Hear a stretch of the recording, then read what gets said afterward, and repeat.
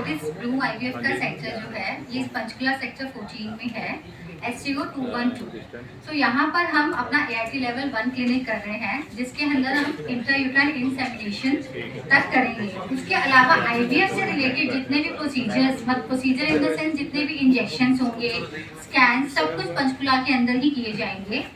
सिर्फ पेशेंट को 2 बार फोर्टिस में जाना पड़ेगा, एक बार ओवम पिकअप और दूसरी बार एम्ब्रो ट्रांसफर के लिए। और मैं आपको एश्योर कर सकती हूँ कि हमारे यहाँ फोर्टिस में हम लोग, जैसे कि सर ने बोला, holistic approach, we give that holistic approach to each and every patient.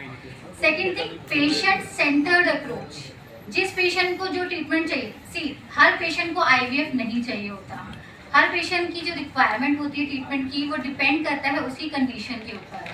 जैसे मैम ने बताया कि हमारे पास एक अभी थोड़ी देर पहले एक एग्जांपल नरेट किया, रिकरेंट IVF का पेशेंट, 2 IVF फेल और उसका एक सिंपल DFI करके हमने उसको नेक्स्ट टाइम नेचुरली कंसीव कर लिया। ऐसे same example even I have similar example कि पेशेंट के 2 IVF फेल थे, वो हमारे पास आया, and then what we found in the third cycle that the patient is having globozoospermia. That mean जो स्पर्म होता है उसके हेड में एक एक्रोजोम होता है, ठीक है। That acrosome was even like it's very small, but it was in many sperms it was missing also. So in such cases we did MC and then we did artificial oocyte activation and luckily the patient conceived. So patient centered approach is the most important thing. So हम लोग tailored approach use करते हैं हर patient के लिए।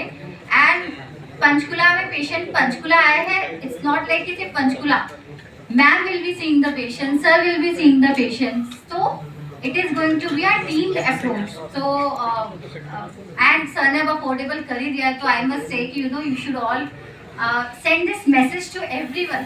Ma'am registration fees कितनी